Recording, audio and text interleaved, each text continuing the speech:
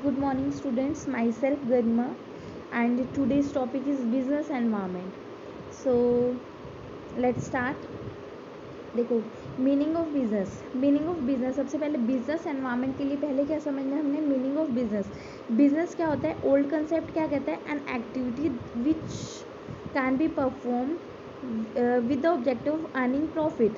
जब हम कोई भी काम करते हैं किस मोटिव से कि हमारा प्रॉफिट अर्न हो, तो वो क्या हो जाएगा बिजनेस। जब हम किसी भी एक्टिविटी को परफॉर्म कर रहे हैं, गुड्स एंड सर्विसेज के साथ डीलिंग कर रहे हैं किस ऑब्जेक्टिव से, प्रॉफिट को अर्न करने के लिए, तो वो क्या हो जाएगा बिजनेस। बट ये क्या था ओल्ड कंसेप्ट। न्यू कंसेप्ट क्या कहता है कि हमें प्रॉफिट तो अर्न करना है बट मेन मोटिव अब हमारा क्या होना चाहिए, कस्टमर को सेटिस्फाई करना। अगर हमारे कस्टमर सेटिस्फाई होंगे तो हमारे साथ डील करने को एग्री हो जाएंगे, और अगर वो डील करेंगे तो ऑटोमेटिकली हमारा प्रॉफिट मैक्सिमाइज होगा। ठीक है, तो हमारा मीनिंग ऑफ बिजनेस कंप्लीट है। नेक्स्ट आ जाता है करेक्टरिस्टिक्स ऑफ बिजनेस। करेक्टरिस्टिक्स क्या कहते हैं कि exchange of goods and services. First क्या है, exchange of goods and services.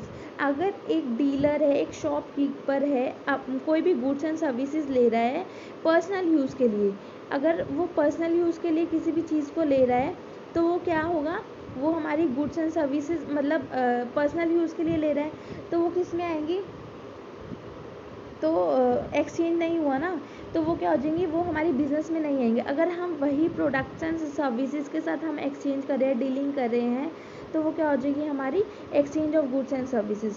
Next आ जाता है प्रॉफिट मोटिव।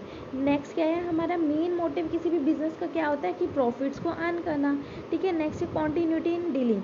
ये नहीं है कि अगर हमने एक बार ट्रांजेक्शन कर ली बस हमारा ख़त्म हो गया। जब हम कॉन्टीन्यूटी उसको रेगुलरली सीक्वेंस में हम काम करेंगे उस पर, तो वो क्या हो जाएगा बिजनेस। नेक्स्ट आ जाता है एंटरप्रेन्योरशिप एंड रिस्क। एंटरप्रेन्योर कौन होता है, एक वो पर्सन होता है who make money by starting और रनिंग बिजनेस। जब वो स्टार्टिंग में कुछ रन करता है बिजनेस को और उसके लिए काम करता है, तो वो क्या हो जाएगा एंटरप्रेन्योरशिप। रिस्क क्या होता है, जब भी हम किसी बिजनेस में काम करते हैं अगर हमारा प्रॉफिट होता है साइड बाय साइड हमारा कुछ ना कुछ उसके साथ रिस्क जुड़ा होता है ना। तो एंटरप्रेन्योरशिप एंड रिस्क दोनों इसमें इन्वॉल्व होते हैं। नेक्स्ट आता है क्रिएशन ऑफ यूटिलिटी। यूटिलिटी में कौन कौन सी यूटिलिटी आती है हमारी, first is form utility, place utility and time utility. Form utility क्या है, जब हम किसी भी मतलब फॉर्म मतलब चेंज करना, उसका स्ट्रक्चर चेंज करना, like changing form, raw material से हम उसको फिनिश गुड्स में मतलब कन्वर्ट करें, तो वो क्या हो जाएगा फॉर्म यूटिलिटी। नेक्स्ट आ जाता है प्लेस यूटिलिटी। जब हम प्लेस मतलब एक जगह से दूसरी जगह उस गुड्स को प्रोवाइड करें, that is a place utility. And time utility, जब हम उसको स्टोर कर रहे हैं, कितने टाइम तक उसको स्टोर करके रखे हैं, तो वो क्या हो जाएगा गोडाउंस में स्टोर करें या कोल्ड स्टोर में स्टोर करें, तो वो क्या हो जाएगा टाइम यूटिलिटी क्रिएट होती है। नेक्स्ट आ जाता है कस्टमर सेटिस्फेक्शन। अगर कस्टमर सेटिस्फाई होगा, उनके टेस्ट के अकॉर्डिंग हम उनको प्रोडक्ट प्रोवाइड करें, तो वो ऑटोमेटिकली हमारे प्रोडक्ट्स को लाइक करेगा। नेक्स्ट है इनोवेशन एंड रिसर्च। जैसे जैसे हमारी कॉम्पिटिटर फॉर्म्स आती है तो हमें उस प्रोडक्ट्स में मतलब कुछ ना कुछ रिसर्च करना होता है ताकि एक्सटेंड करना होता है ताकि हमारी उसकी डिमांड बनी रहे। नेक्स्ट आता है ह्यूमन एक्टिविटी। काफ़ी सारी एक्टिविटीज़ वैसे इन्वॉल्व होते हैं, मैन, मटेरियल, मनी, मशीन्स, काफ़ी सारे इन्वॉल्व होते हैं, लेकिन विदाउट ह्यूमन मतलब एपेक्स बॉडी कौन हो गई, ह्यूमन। अगर ह्यूमन ही नहीं होगा तो काम कैसे होगा, तो ह्यूमन एक्टिविटी हो गई। It is a social activity. Social, हमने किसको सर्व करना है अपना प्रोडक्ट, सोसाइटी को, तो ये क्या हो जाएगी हमें social activity. Both is science as well as art. Science क्या हो जाएगा सिस्टमैटिकली मैनर से हम परफॉर्म करते हैं, आर्ट क्या हो जाएगा हमने जिसको मतलब जो भी हमने परफॉर्म किया वर्क, तो वो किसके लिए कर रहे हैं, सोसाइटी के लिए, मतलब उस चीज़ को सर्व कर रहे हैं, तो कैसे करेंगे, वो क्या हो जाएगा आर्ट। नेक्स्ट आता है बिजनेस एनवायरनमेंट होता क्या है। Business environment means all the internal as well as external factors. Business जिसमें डीलिंग होती है। एनवायरनमेंट कौन कौन सा होता है, इंटरनल होता है और एक्सटर्नल होता है। जब इंटरनल और एक्सटर्नल फैक्टर दोनों ही अफेक्ट डालते हैं बिजनेस को, वो क्या हो जाएगा बिजनेस एनवायरनमेंट। ठीक है, इसमें जैसे क्या क्या इंक्लूड हो जाएगा, एम्प्लॉयज़ हो गया, कस्टमर्स हो गए, मैनेजमेंट, सप्लाई, डिमांड। अब जो सप्लाई है, डिमांड है, वो बिल्कुल भी हमारे कंट्रोल में नहीं होते, तो वो क्या हो जाएगा एक्सटर्नल फैक्टर। एम्प्लॉयज़ हमारे कंट्रोल में है, तो वो क्या होगा इंटरनल फैक्टर्स। ठीक है, तो ये सारे हमारे इसके अंदर आ जाते हैं, तो वो फैक्ट जो अफेक्ट डालते हैं उसको क्या कहेंगे बिजनेस एनवायरनमेंट। नेक्स्ट आ जाता है characteristics of business environment. Characteristics क्या है, कॉम्प्लेक्स इन नेचर। कॉम्प्लेक्स होता है नेचर में, कि मतलब इसमें काफ़ी सारे फैक्टर्स अफेक्ट डालते हैं जो कि हमारे कंट्रोल में भी नहीं होते, है ना। तो वो क्या हो गया, कॉम्प्लेक्सिटी होती है इसमें। डायनमिक होता है, एवर चेंजिंग होता है, आज आज कुछ है कल कुछ और होगा, तो मतलब हमारे कंट्रोल में नहीं है, तो वो क्या हो जाएगा, dynamic environment. It affect different form differently, means कि मे बी एक फॉर्म के लिए वो पॉजिटिव अफेक्ट डाल रहा है और दूसरी फॉर्म के लिए वो नेगेटिव अफेक्ट डाल रहा है ना। तो वो क्या है, डिफरेंट फॉर्म में डिफरेंटली इफेक्ट डालता है, both short run and long run impact, दोनों में, मतलब शॉर्ट रन में भी, शॉर्ट रन में भी पॉजिटिव इम्पैक्ट डाल रहा है और लॉन्ग रन में नेगेटिव डाल रहा है, तो दोनों इम्पैक्ट डालता है। Unlimited effect of external environment, external environment तो हमारे कंट्रोल में ही नहीं होता, तो वो क्या हो जाएगा, इसके अनलिमिटेड इफेक्ट्स होते हैं, ठीक है। नेक्स्ट आ जाता है असर्टेन, असर्टेन जो कि हमें नहीं पता कि क्या होगा कल, ठीक है। तो एनवायरनमेंट क्या है, बिल्कुल असर्टेन होता है। इंटरडिपेंडेंट कंपोनेंट, इंटरडिपेंडेंट कंपोनेंट क्या कहते हैं, मतलब काफ़ी सारे कंपोनेंट जो होते हैं वो एक दूसरे पे डिपेंड करते हैं।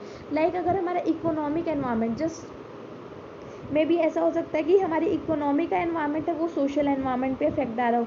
लाइक क्या हो जाएगा कि जैसे करोना वायरस आया, ठीक है, उससे क्या हुआ, हमारी सोसाइटी में किस चीज़ की डिमांड बढ़ गई, मास्क की डिमांड इंक्रीज हो गई, है ना। तो वो क्या हो जाएगा, इकोनॉमिक एनवायरनमेंट ने सोशल एनवायरनमेंट में इफेक्ट डाला। नेक्स्ट आ जाते, तो काफ़ी सारे कंपोनेंट इंटर रिलेटेड, इंटरडिपेंडेंट होते हैं, including both internal and external environment, दोनों इसमें इंक्लूड होते हैं।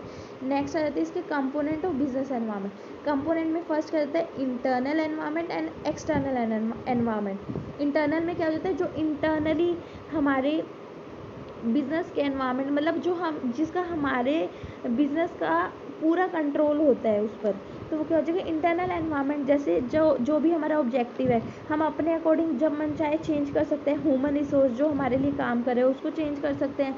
मार्केटिंग कैपेबिलिटीज़ होगी, रिसर्च एंड डेवलपमेंट हमने करनी है, तो वो सारे क्या हो जाएंगे, इंटरनल एनवायरनमेंट, जिसको हम चेंज कर सकते हैं अपने अकॉर्डिंग। एक्सटर्नल एनवायरनमेंट क्या हो जाएंगे, इसमें फर्स्ट आ जाता है micro and next is macro.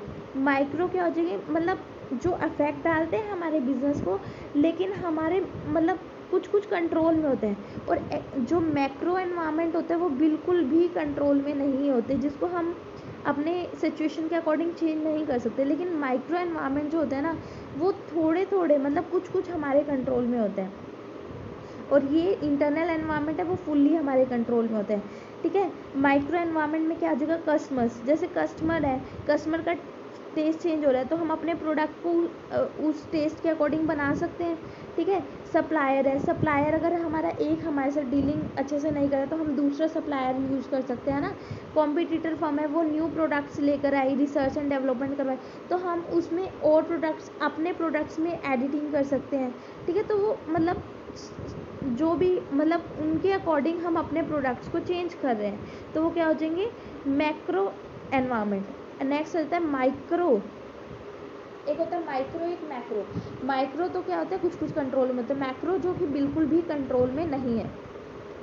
Macro में क्या हो जाएगा, इकोनॉमिक फैक्टर्स। इकोनॉमिक फैक्टर्स क्या हो जाएंगे, इकोनॉमिक फैक्टर्स में जैसे हमारा आ जाता है economic conditions, economic policies, economic system. Economic conditions कौन कौन सी हो जाएगी, लाइक हमारी डिमांड है, डिमांड चेंज हो रही है, ठीक है, सप्लाई चेंज हो रही है, इनकम लेवल चेंज हो रहा है, तो वो क्या हो जाएगी, इकोनॉमिक कंडीशन चेंज हो रही है। इकोनॉमिक पॉलिसीज़ आ जाती है। इकोनॉमिक पॉलिसीज़ मतलब जो कि गवर्नमेंट फ्रेम करती है, वो हो जाएंगी इकोनॉमिक पॉलिसीज़। इकोनॉमिक पॉलिसीज़ में क्या आ जाता है, monetary policy, physical policy, money की सप्लाई को चेंज कर रही है, कम कर रही है, ज़्यादा कर रही है, तो वो क्या हो जाएगी, इकोनॉमिक पॉलिसीज़ जो कि गवर्नमेंट फ्रेम करती है, ये हमारे बिल्कुल भी कंट्रोल में नहीं होती। सोशल एंड कल्चरल फैक्टर, सामने कल्चर चेंज हो रहा है, हमारी सोसाइटी का taste, caste, religion, education level, family structure change हो रहा है, तो वो क्या हो जाएगा, सोशल, जो कि हमारे कंट्रोल में नहीं है। डेमोग्राफिक, डेमोग्राफिक में क्या आ जाएगा, size of population, age, sex, education, तो ये सब हमारे कंट्रोल में नहीं होता। पॉलिटिकल एनवायरनमेंट, गवर्नमेंट ने टैक्स रेट चेंज कर ली, ये हमारे कंट्रोल में नहीं है। नेचुरल एनवायरनमेंट कंट्रोल में नहीं होता, लाइक हम अगर एकदम फ्लड आ जाती है, अर्थक्वेक आ जाती है, तो वो हमारे कंट्रोल में नहीं है, ठीक है। नेक्स्ट है टेक्नोलॉजिकल एनवायरनमेंट। टेक्नोलॉजिकल फैक्टर्स कौन से हो जाएंगे, टेक्नोलॉजी चेंज हो रही है। पहले हम टाइपिंग करते थे, जस्ट टाइपराइटर का यूज़ करते थे, फिर एकदम कंप्यूटर्स लैपटॉप्स का यूज़ करने लगे, तो वो एकदम टेक्नोलॉजी चेंज हो रही है, तो उसके अकॉर्डिंग हमें चेंज करना पड़ा। उसके बाद ग्लोबल फैक्टर्स, तो ये सारे एनवायरनमेंट हमारे कंट्रोल में नहीं होते। ठीक है, थैंक यू।